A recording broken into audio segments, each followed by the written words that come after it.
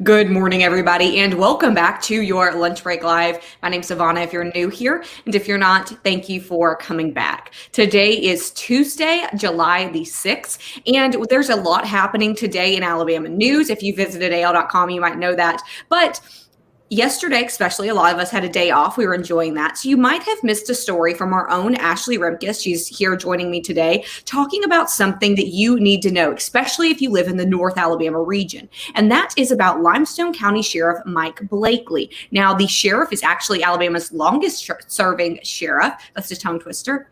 And the sheriff will go on trial next week for criminal ethics charges. Now, there's several charges here. There's a lot to unpack. Again, you might have missed this yesterday, so I wanted to bring you up to speed before that trial starts next week. Ashley, thank you so much for coming here today, explaining this to us.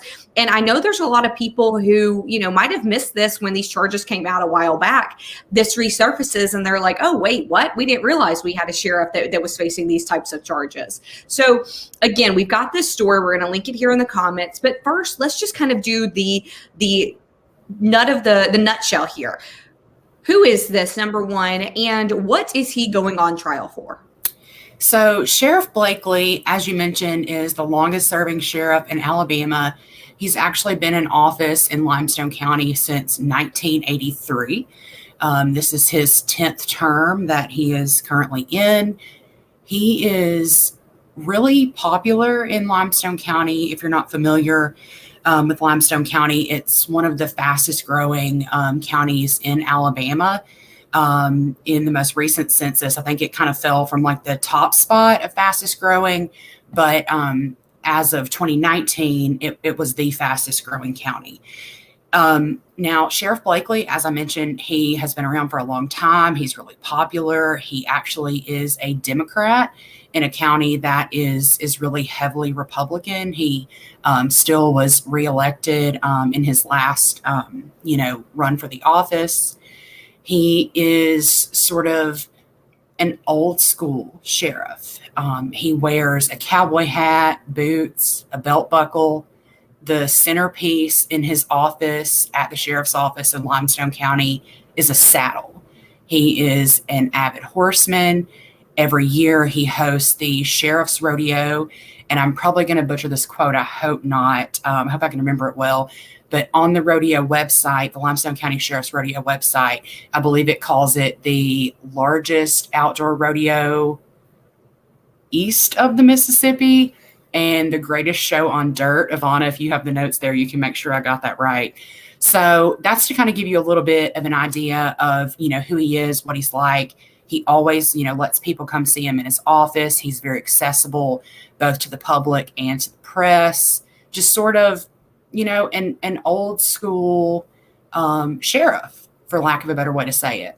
And you did get that right. The largest outdoor rodeo east of the Mississippi and the greatest show on dirt. Great quote there. And glad that you found that one, Ashley. And though this is what is happening with the sheriff. Now he's facing, I'm looking down at my notes here, he's facing about 11 different charges. He actually was charged in a 13-count indictment. Two of those charges were dropped later. So this is what the charges are for. There's 5 felony charges of using his position as sheriff for personal gain, 5 felony counts of theft, and then 1 misdemeanor theft charge. So essentially 6 counts of theft, 5 counts of using position for personal gain.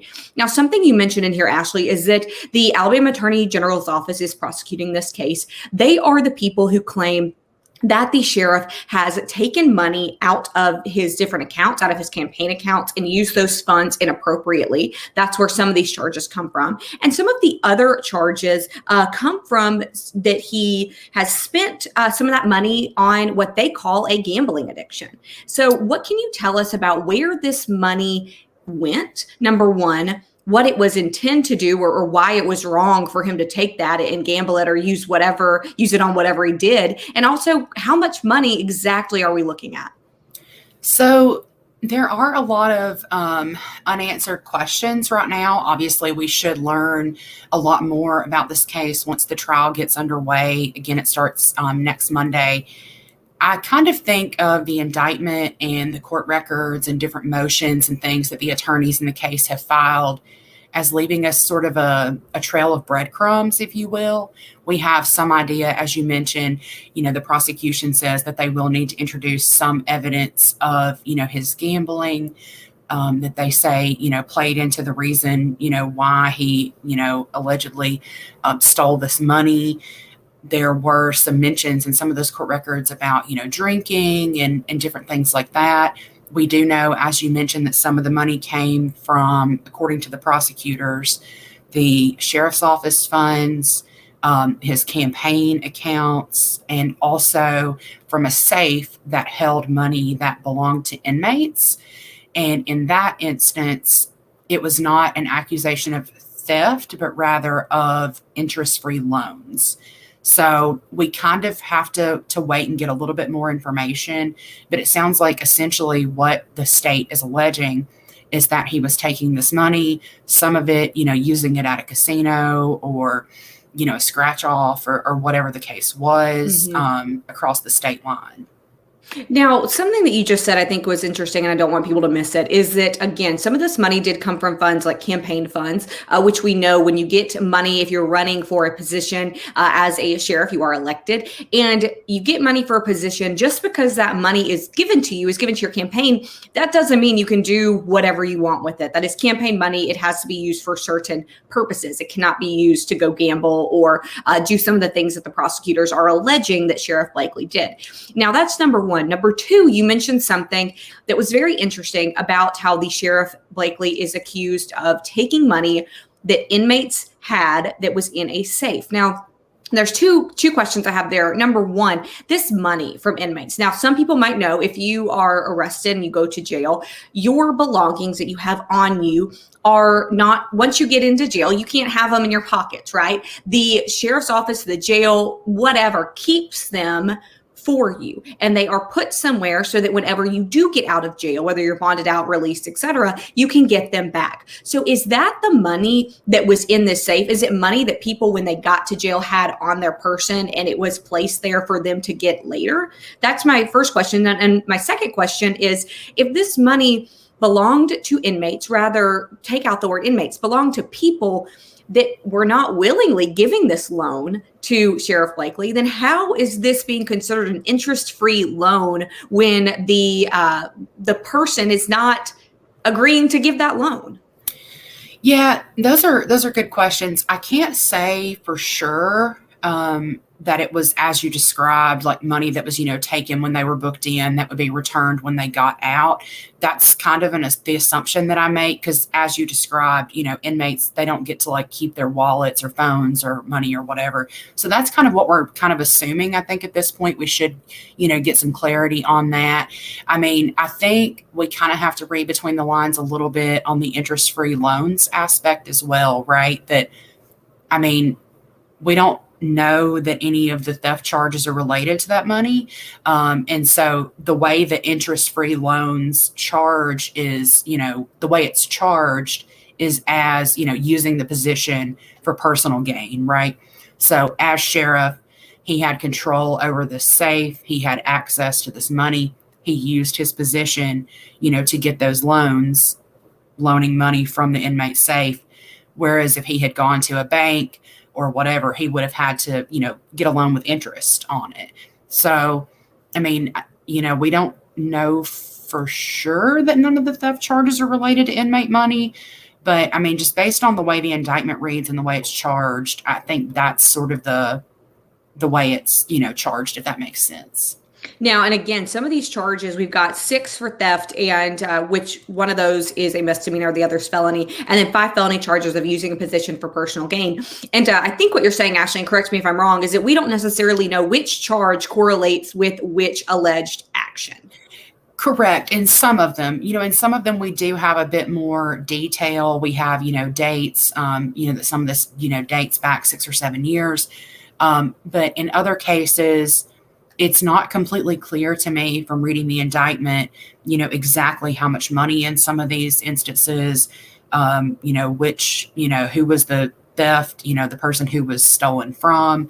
Some of that's still a little bit unclear. And so, obviously, we expect to learn more once the trial gets underway. Now, this trial is going to start next week. I believe it's going to start Monday with jury selection. Jury selection for people maybe who have never attended a trial can be a little bit lengthy. So not sure exactly when the testimony is going to start, but jury selection will start Monday, and that is Monday, July the 12th. Now, you note in this story, Ashley, that the Alabama Attorney General's office is prosecuting this case. You note the attorneys for the sheriff, but something very important that you note is that an out-of-town judge was brought in to preside over the case because the local judges recused themselves. That's something that we should note is pretty common in cases like this, especially you look at a sheriff well-known in that community, well-known by many of the judges. It's not surprising that those judges recuse themselves, and a either out-of-town or retired judge, et cetera, is often brought in to preside over those cases. So that's a good thing to note, Ashley. We know that starts next week. Now, one thing I want to quickly note, and that is that Limestone County this is where the sheriff is the sheriff over. Sheriff Blakely has been there since 1983. I believe you said that is longer than Senator Richard Shelby has been in office. Just to put that in perspective for a lot of people, it's a long time. He is 70 years old. He's been in this business for a long time. Now, something that you have noted in a prior story, which is really interesting to me, is that Limestone County is one of the fastest growing counties in Alabama. But, and I've got a lot of people here, saying that this is a lot of corruption in Alabama, looking at the comments. And these people are not wrong, because Limestone County, et cetera, has had a really tumultuous couple of years there. I'm just going to name a couple of quick things, not even everything, that has been happening in Limestone County regarding corruption and local officials there. We had a local judge in Limestone County pleaded guilty to stealing $73,000 from juvenile court and clients there. We had a former chairman of a county commission who was arrested for creating fake social media accounts to kind of attack his political opponents. We have an assistant director of a community corrections program who was accused of soliciting sex from women in that community corrections program. There's a lot of things happening in Limestone County, a lot of them revolving around that criminal justice system. So, Ashley, what is happening in Limestone County? Well, yeah, I mean, you did, you named off a few of those cases. And I think that was one of the things that, really drew me in was sort of, these cases came back to back to back, right? The sheriff, his arrest was sort of the first one that sort of started that ball rolling for me. Like, we should write about, what's going on there. Then you had the judge, all these other cases. More recently, several school officials were brought up on federal charges for the virtual school scheme that I think has been discussed on your program before, and that I know we've written about, of course, on AL.com. It's hard to say, right? Like, I think it's hard to say exactly, why you've seen so many cases just back to back to back over such a short period of just about less than 2 years. But Limestone County is a neighbor to Huntsville, which of course is growing also like crazy. You're seeing a lot of change in Limestone County. People from bigger cities are moving there. I think there is a little bit of the good old boy culture, for lack of a better way to say it, is maybe kind of on its way out. Maybe, people are looking at the area, it's growing, it's getting new business, new jobs, and it's just kind of time for the good old boy culture to go. Mm-hmm. The story that you referenced, I think we spoke to, a long time political observer and professor in the area, and he said that. That as you get new people in, they don't have the same ties to, longtime officials. They don't have the same, interest that somebody who's been there for, 40 or 50 years might have. And so maybe they demand something a little bit different. Mm-hmm. And now we know, again, you bring up that culture, and we know that Sheriff Blakely has been in office again since 83, quite a long time. He is 70 years old. Now, just to quickly make this comment, because people might be wondering why I refer to him as sheriff and not former sheriff, and that is because he is still the sheriff. He is still holding that badge. He is still in office, and that is because in Alabama, a public official does not have to step down if they are charged. They are allowed to remain in that office unless they are convicted. So again, this trial starts on Monday, jury selection on Monday. That could take several days. We do know that there's expected to be a lot of people called for jury selection.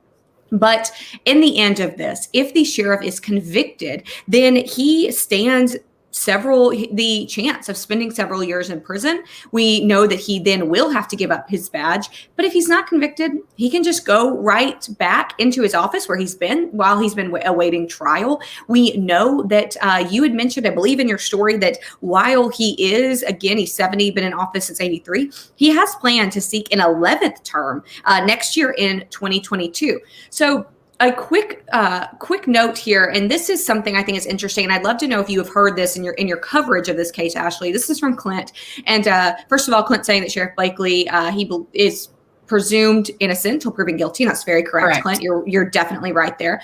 And he just says, I've always known him as a good and honest man, and he makes a good point though. Clint says he gets about 70% of the vote when he runs. And he says, look, this is a Democratic official who is being prosecuted by the Attorney General's office, which is run by a pretty hardcore Republican, Steve Marshall. And he says, I'm a little bit suspicious of that. Ashley, have you heard other people like Clint who have that kind of political suspicion also in their minds? I have. I think that's definitely been something that people have, brought up. I can say that I haven't seen any evidence that this was politically motivated. I mean, I can't say either way really on it. I do want to correct one thing. Yes, Sheriff Blakely is very popular and he won the election. It was not quite 70%. I can double check my numbers here, but I'm pretty sure that it was right under 60% that he won with in his last election. But that is still pretty impressive as he mentioned, for a Democrat, when you consider that during that same election, a third of the voters in the county cast a straight ticket Republican ballot. So, I mean, that's, if you kind of leave those out, I mean, he still took a very large portion of the vote share. It was 57%. Sorry, I'm going to correct that. So back in 2018, he was reelected to his 10th term with 57% of the vote, despite a third of the voters in the county casting a straight ticket Republican ballot. And that's just very interesting, especially in the political climate that Alabama is in right now and was in 2018. Interesting comment here, too, from our state political editor, Kent Falk. He makes a really good point here that Blakely's cowboy boots actually kind of won him an election. November 1996, he won an election with a coin flip. And in that coin flip, the coin bounced off of one of Sheriff Blakely's boots. And that is how he won his 6-year term, or that is how somebody else won a 6-year term on the Limestone County Board of Education. His boots made that coin flip, and it gave Bill Berry a 6th term on the Limestone County Board of Education. So interesting news there, a little bit about Sheriff Blakely's boots. And, Ashley, I think something that's interesting is this story has given people a little bit of perspective of that a sheriff is a political office. I mean, they do run, again, the county sheriff's office, but it is an elected position. They do have to run with an R or a D or an I beside their name. They do have to hold those standards that politicians do. They are held to that ethical standard. That's correct. And I think it's really important to say this too, given that we did have that great question about, whether politics maybe, play a role in this. I don't think that Sheriff Blakely is by any means what sort of the language is around like politics right now. Like, we're talking about somebody who's been a Democrat, since ever, right? Very in the Richard Shelby days of running as a Democrat. Right. I mean, I don't presume to speak for him, but, I think he's sort of that old school. If you're from Northwest Alabama, there actually still are pockets of Democratic areas. Like I'm from, this area. And so there are still those sort of pockets of like old Democratic areas that are not by any means like liberal or socially liberal. I think it's just more of like a traditional like Southern Democrat thing, if that sort of makes sense. And so, yeah, I mean, I can remember several years ago, I was actually working at the newspaper in Decatur, and we also, covered Sheriff Blakely's office there. I met him, years ago covering that beat. And I can remember that he had released a statement, like an open letter to the community, condemning at the time President Obama for some sort of comments that he had made regarding police. So I just think it's important, like, to point out that we're not talking about, like, sort of a, like, probably socially liberal guy, for really, if that makes sense. That's a good point to make, Ashley. And again, Clint is right. We should definitely make sure that is known. Everybody is innocent until proven guilty. That trial starts on Monday. And again, starts with jury selection. This trial is expected to last, I believe that you said, I'm looking in my notes here, I believe you said it's expected to last about a month. There are about 500 residents who have been summoned for that jury pool. So jury selection could take a few days. And as we know, or as if you have ever attended a trial, been a part of a jury selection, that is kind of a long process. It's a very important process, but it can kind of drag on a little bit. And if you are not an attorney, a judge, or a court guru, most people don't find that the most fascinating thing. So Ashley will be sure to have you update us a little bit more when things get moving in that trial. I know you will be there and you will be covering that for us. So Ashley, again, thank you so much for giving us this information and keeping everybody in that North Alabama region accountable. Thank you so much. I appreciate it, Ivana. Ashley, thank you so much. Everybody watching, thank you. Hope you had a great long weekend. I hope it was a long weekend for you, and we will see you tomorrow.